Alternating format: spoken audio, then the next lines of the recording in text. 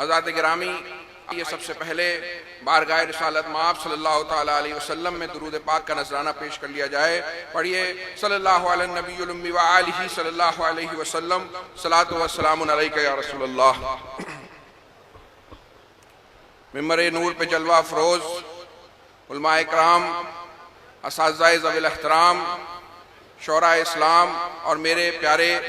سنی عزیز بھائیوں، السلام علیکم ورحمۃ اللہ وبرکاتہ۔ حضرات گرامی، آج پہلی دفعہ سرزمین قنوج میں حاضری کا موقع ملا ہے اور آج حضرت بہت یاد آ رہے ہیں۔ حضرت اکثر قنوج آنے کی دعوت دیا کرتے تھے، لیکن اب وقت آج ملا، آج حاضری کا موقع حاصل ہوا ہے۔ حضرات گرامی، آج ہم اس عظیم شخصیت کے یاد منانے کے لیے اکٹھا ہوئے ہیں کہ جو ایسی شخصیتیں بہت نایاب ہوا کرتی۔ اس وقت میں ایسے علماء اکرام، ایسے مشائخ اعظام بہت کم ہوا کرتے ہیں جو اس طریقے سے عالم باعمل اور شریعت کے پابند ہوا کرتے ہیں۔ آپ خوش نصیب ہیں، آپ میں زیادہ تر لوگ مجھ سے زیادہ مفتی آفاق صاحب علیہ رحمہ کے فیض یافتہ ہیں اور مجھ سے زیادہ ان کی صحبت پائی ہے، ان کے خاندان والے ہیں، ان کے بیٹے ہیں اور ان کے ہزاروں کی تعداد میں یہاں روحانی بیٹے ان کے موجود ہیں جنہوں نے ان سے فیض پایا ہے۔ حضرات گرامی، جب ہم کسی شخصیت کی یاد منانے کے لیے حاضر ہوا کرتے ہیں، اس کا مقصد ہی یہ ہوا کرتا ہے کہ اس شخصیت نے جو کام کیا ہے اس کو ہم یاد کریں تاکہ ہم بھی اس پر عمل کر سکیں اور اس کام کو بھلایا نہ جا سکے۔ اسی لیے اہل سنت و جماعت ہمیشہ بزرگان دین کے آراس منایا کرتے ہیں۔ حضرات گرامی، ہم آپ کے سامنے آپ کے شیخ کی ایسی تصویر ہے، ایسی چلتی پھرتی ان کی تصویر ہے جو آپ کو یاد ہے، ایک ایسے عالم باعمل، ایسے شیخ طریقت، ایسے ذاکر، ایسے مناظر جس نے اپنی زندگی کا ہر لمحہ اللہ اور رسول کی رضا کے لیے صرف کر دیا۔ ہر وقت یہ کوشش کی کہ دین کا کام عام ہو جائے، مسلک کا کام عام ہو جائے۔ میں یہاں آیا تو لوگوں نے بتایا کہ جن کے گھروں میں ٹھہرا ہوں کہ ہم بچپن میں ہوا کرتے تھے، یہاں پر ایک بھی سنیوں کی مسجد نہیں ہوا کرتی تھی، ہم سب خود نمازی نہیں تھے، اور پھر اس طریقے سے سینچا ہے اسے خون سے ان تشنہ لبوں نے، تب جا کے اس انداز کا میخانہ بنا ہے۔ پھر یہ ہوا کہ دیکھنے والوں نے دیکھا کہ سنیت کا ایک عظیم قلعہ یہاں پر تعمیر ہو گیا اور جوگ در جوگ عاشقان مصطفیٰ یہاں آنے لگے اور علم دین حاصل کرنے لگے، اور یہاں سے وہ شرابیں پی کر پوری دنیا میں پھیلنے لگے، پورے ملک میں پھیلنے لگے۔ اپنے علم کے ساتھ ایسے عالم باعمل پیدا کیے جنہوں نے جگہ جگہ پر جا کر سنیت کے کام کو عام کیا، دین کے کام کو عام کیا۔ آج اس عظیم منبر پر علماء دنیا سنیت کے ایسے عظیم شخصیات موجود ہیں کہ میری حیثیت نہیں کہ یہاں پر گفتگو کروں، میرے اساتذہ اکرام یہاں پر موجود ہیں، اتنے علماء اکرام یہاں موجود ہیں۔ حضرات گرامی، ہماری خانقاہ کا نعرہ ہے کہ آدھی روٹی کھائیے، بچوں کو پڑھائیے۔ تو آدھی روٹی کھائیے، بچوں کو پڑھائیے، سب سے پہلے فرض علوم سکھائیے، یعنی سب سے پہلے اپنے بچوں کو ضروری علم دین سکھائیے۔ حضرات گرامی، ہمارا ایمان ہماری سب سے بڑی دولت ہے، اس سے عظیم دولت ہمارے لیے کوئی نہیں ہے۔ ہمارا بینک بیلنس، ہمارا بزنس، ہمارے گھر بار، ہمارے نوکر چاکر، اولاد، یہ سب بعد میں ہے، سب سے بڑی دولت ہمارا ایمان ہے۔ اور یہی وہ ایمان کی دولت ہے کہ اگر ہم اس دنیا سے صاحب ایمان رخصت ہو جائیں تو یہی اصل میں کامیابی ہے اور یہی حقیقت میں کامیابی ہے۔ اسی کامیابی کے لیے زندگی بھر بحر العرفان کوشش کرتے رہے اور ایسے لوگ تیار کرتے رہے کہ جو اس مشن کو عام کریں۔ حضرات گرامی، آج ہمارے ایمان پہ ڈاکے ڈالے جا رہے ہیں۔ ہمیشہ سے ایمان کے چور موجود تھے، نئے نئے طریقے کے فتنے آ رہے تھے، لیکن پچھلے چند سالوں میں سوشل میڈیا کا جو دور آیا ہے اس سے یہ فتنے جو ہیں ڈبل نہیں بلکہ ملٹی پلائی ہو گئے ہیں۔ جو پہلے سے فتنے موجود تھے وہ تو موجود ہی ہیں، اور ہر چند مہینوں میں ایک نیا فتنہ سامنے آ جاتا ہے۔ تو حضرات گرامی، جو دولت ہماری سب سے بڑی تھی، جس کی سب سے زیادہ حفاظت کرنی تھی، آج اس سے ہمیں بھی اپنی کوششوں کو ڈبل کر دینا ہوگا، ملٹی پلائی کر دینا ہوگا کہ ہم اپنی اس دولت کو سنبھال کے لے جائیں۔ اور اس کا طریقہ یہ ہے کہ ہم اپنے علماء کرام کے قدمے سے اپنے آپ کو جوڑ لیں اور مضبوطی سے جو مسلک ہمارے بزرگوں نے ہمیں دیا ہے، جس پر ہمارے بزرگوں نے عمل کیا ہے، جس پر اہل سنت و جماعت ہمیشہ سے عمل کرتے آئے ہیں، اس پر مضبوطی سے قائم رہیں۔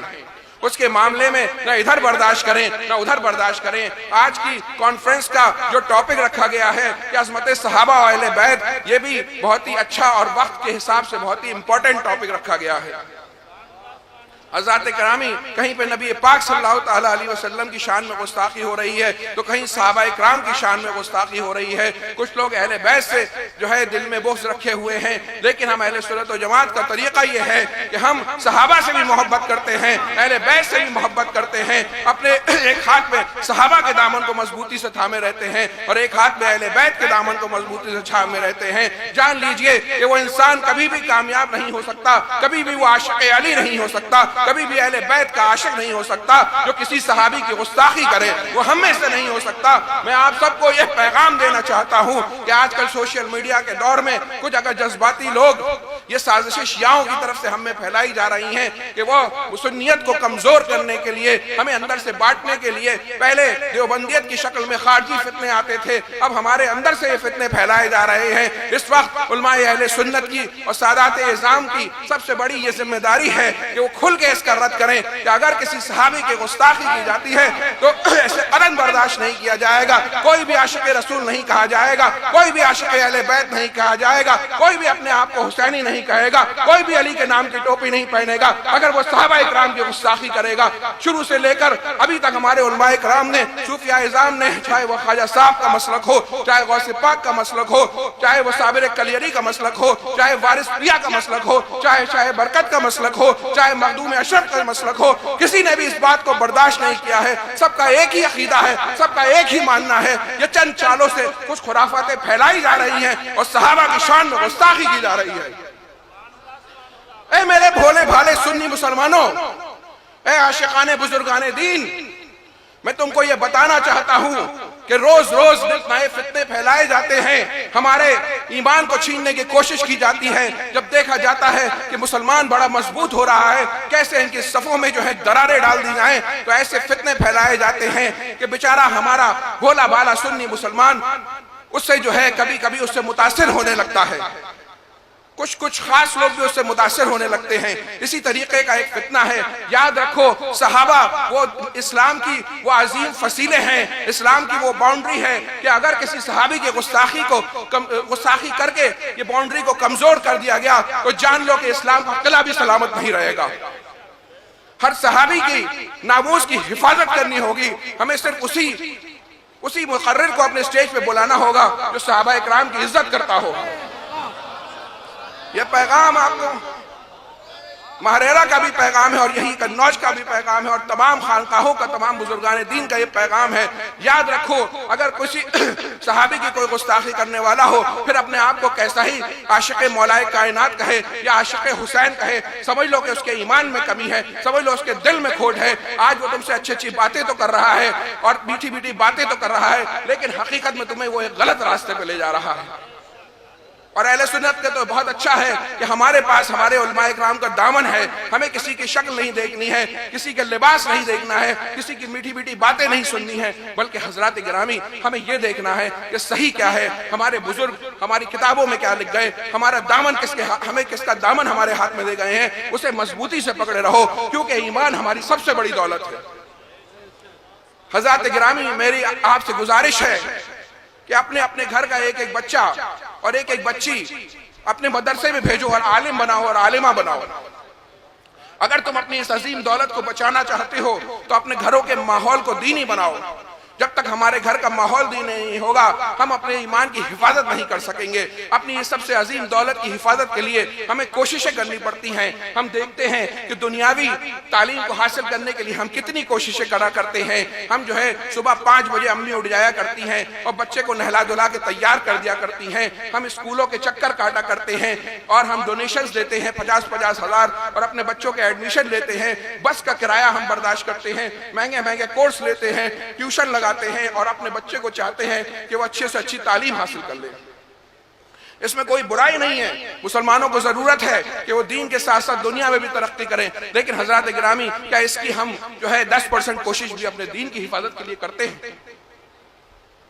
حضرات گرامی ہم دنیا میں کتنے ہی کامیاب ہو جائیں، اگر ہم نے اپنے دین کا حق ادا نہیں کیا، اگر ہم نے اپنا بنیادی دین نہیں جانا، جان لیجئے کہ آپ IAS آفیسر ہو جائیں، آپ پولیٹیشین ہو جائیں، آپ شہر کے سب سے بڑے ڈاکٹر ہو جائیں، انجینئر ہو جائیں، وکیل ہو جائیں، آپ اسکول پہ اسکول کھول لیں، فیکٹری پہ فیکٹریاں کھول لیں، لیکن اگر دین کی حفاظت نہیں کر سکے تو یقین مانیے ہم خسارے کے ساتھ اس دنیا سے جائیں گے۔ سب سے عظیم دولت ہماری دین ہے اور دین کو بچانے کے لیے کم سے کم اتنا دین سیکھنا ضروری ہے کہ جتنا ہم پر فرض ہے۔ ہمیں اپنے عقائد کے بارے میں جاننا ضروری ہے کہ اللہ رب العزت کے بارے میں کیا عقائد ہونے چاہیے، رسول پاک صلی اللہ تعالیٰ علیہ وسلم کے کیا بارے میں کیا عقائد ہونے چاہیے، اہل سنت کے کیا عقائد ہیں، صحابہ کے بارے میں کیا عقائد ہونے چاہیے، ہمارے نماز کے کیا مسائل ہیں، زکوٰۃ کے کیا مسائل ہیں، روزوں کے کیا مسائل ہیں، نکاح و طلاق کے کیا مسائل ہیں۔ اگر ہم اپنی پوری 60 سالہ زندگی یوں ہی گزار دیں اور ہم ان مسائل کو بھی نہ سیکھ سکیں، ہماری زندگی دنیا میں آنے کا مقصد ہی اللہ تعالیٰ کی عبادت ہے، اور اگر ہم اب عبادت کرنے کا طریقہ ہی نہ جان سکیں، ضروری مسائل ہی نہ جان سکیں، تو سوچئے ہمارے اس دنیا کی زندگی تو ہماری رائگاں چلی گئی۔ حضرات گرامی اس دنیا میں جب ہمیں رہنا ہے تو اپنے لیے توشہ آخرت تیار کرنا ہے۔ اعلیٰ حضرت فرماتے ہیں کہ ہائے غافل وہ کیا جگہ ہے جہاں 5 جاتے ہیں 4 پھرتے ہیں۔ حضرات گرامی چاہے وہ مسلمان ہو یا ہندو ہو یا سکھ ہو یا عیسائی ہو، خدا کو ماننے والا ہو یا نہ ماننے والا ہو، لیکن موت پہ سب کا یقین ہے، کیونکہ اپنی آنکھوں سے دیکھتے ہیں۔ ایک ایسی حقیقت ہے جسے جھٹلایا نہیں جا سکتا۔ امیر سے امیر آدمی، بڑے سے بڑا سائنٹسٹ کوئی ایسی چیز نہ لا سکا کہ اپنی موت کو روک سکے۔ جب اس کا وقت مقرر ہے تو وہ آنا ہے، تو اس چیز سے ہم اس چیز سے تو بھاگنے کی کوشش کرتے ہیں جس سے بھاگ نہیں سکتے، لیکن جس کی تیاری کی جا سکتی ہے اس کی تیاری نہ کرے تو کتنے ہی کم عقل لوگ ہوں گے۔ حضرات گرامی ہمیں روز اپنے لیے توشہ آخرت جمع کرنا ہے، کیونکہ وہاں پر جو ہے ہمارے اعمال کام آئیں گے۔ اس کے لیے ہمیں مستقل کوشش کرنی ہے۔ عقل مند انسان وہی ہوتا ہے جو وقت رہتے رہتے اپنے لیے توشہ اکٹھا کر لے، کیونکہ کچھ دنوں کے بعد وہ وقت آنے والا ہے کہ جس وقت میں ہمارے ساتھی، ہمارے چاہنے والے، ہم سے محبت کرنے والے، ہماری اولاد، عزیز و اقارب ہمیں جائیں گے اور ایک گڈھے میں دفن کر کے آ جائیں گے۔